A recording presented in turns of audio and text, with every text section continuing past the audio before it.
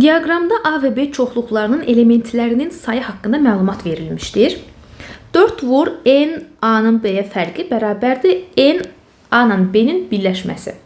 Olarsa B-nin A-ya elementlərinin, yəni B-nin A-ya fərqin elementlərinin sayını tapın deyir. A-nın B-yə fərqi hansı hissədir? A-nın B-yə fərqi baxın bu hissədir. Yəni burada sadəcə A-dan söhbət gedir. B ilə A-nın birləşməsi nədir? B ilə A-nın birləşməsi bütün hamısıdır. Bunlar hamısı B ilə A-nın birləşməsidir. Bəs B-nin A-ya fərqi nədir? B-nin A-ya fərqi isə bu hissədir. Bura B-nin A-ya fərqidir.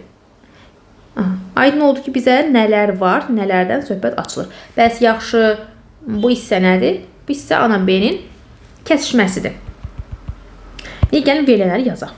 Bizə nə deyir? 4 dənə A-nın B-yə fərqi. A-nın B-yə fərqi 2x üstə gəl 8-dir. Yəni 4 vurulsun 2x üstə gəl 8 bərabərdir.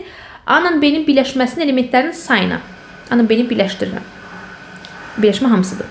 Yəni 2x üstə gəl 8 üstə gəl 3x üstə gəl 1 üstə gəl 4x üstə gəl 5. Çünki burada element yoxdur, burada elementlərin sayı var. 4x plus 5 bir element deyil, bu elementin sayıdır. 2x üstə gəl 8 də bir element deyil, bu elementin sayıdır. Hal-hazırki misalımıza görə. Həll edirəm. Bu olacaq 8x üstə gəlinsin 32. Mötərizənin içinə vurdum. 2x, 3x, 4x. Bu bizə neçə verir? 5, 9x. 8-ə gəl bir 9, sonra 5 gəlirəm 14. Məlumları bir tərəfə, məşğulları bir tərəfə keçirirəm. Yəni 32 çıx 14 bərabərdir 9x çıx 8x. 9x-a 8x çıxıram, mənə x-i verir. 32-dən 14, 18 olur.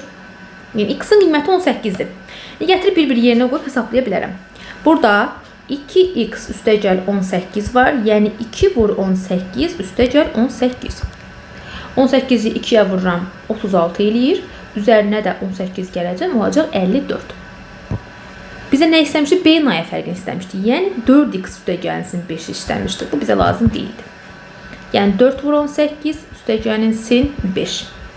18-i 4-ə vuranda alıram 72. Üstünə də 5 gəlirəm, olur 77. Deməli, doğru cavabımız 77 imiş.